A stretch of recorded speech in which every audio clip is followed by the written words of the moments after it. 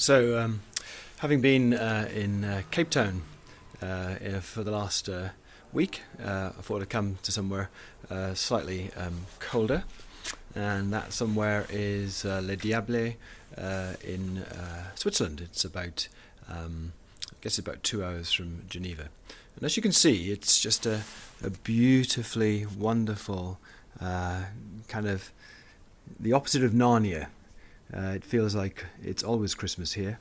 There are still trees up in the balconies here, you might be able to see, because Christmas is still celebrated and it's the middle of January.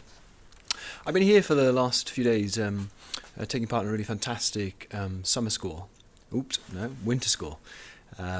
with a number of researchers from the universities in this region in Switzerland.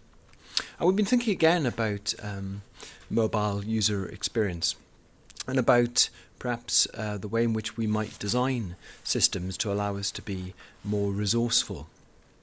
So I was asking some of the students about times when their mobile phone battery ran out, or they didn't have any network coverage, or perhaps they couldn't afford to pay the roaming charges for the data. What did they do? One of the students told me a great story. She was going to meet her sister in the city, and her battery ran out. So she couldn't call her sister, and she hadn't made a particular plan for the time or place for where she was going to meet, relying, of course, like many of us do, on mobile devices.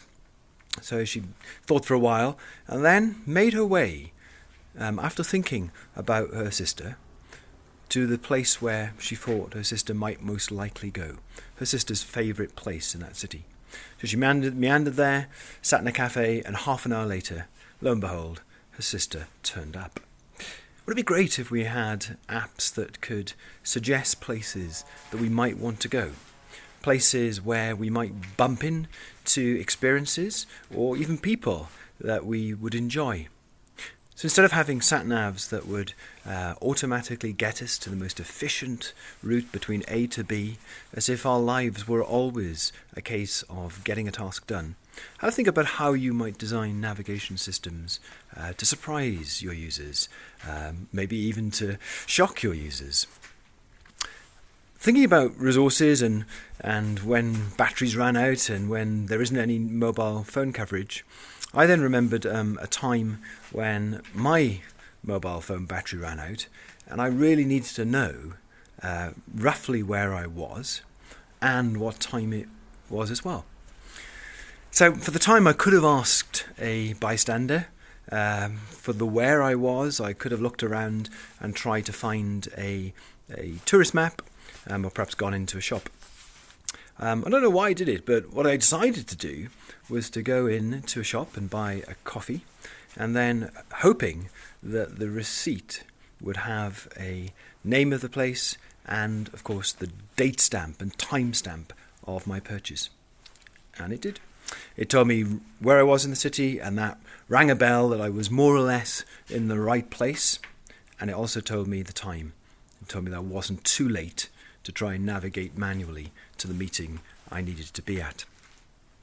Think about how you might build systems that will help users when they are out of resources, or to try and promote them to be even more resourceful on their own. Thinking a little bit about that receipt a bit more, and some of the other technology that's in the environment. What could we use if our mobile device is out of power?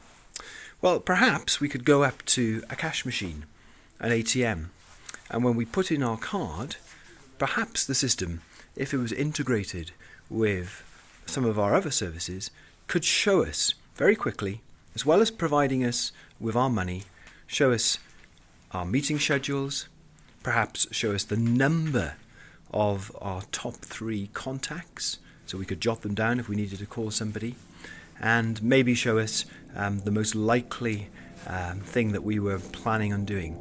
So it's sort of like a Google Now, but now on a public piece of technology, like an ATM. So think about that. What else could you do? Maybe you could have a voice service that if you're out of your own mobile device, you can dial it up and very quickly get some of your key information. Again, it might be a contact that you need to ring, or it might be a reminder of the appointment that you're late for. So, we have mobile devices, they're fantastic, but try to build services for people that will make them resourceful, make them robust, and also surprise them.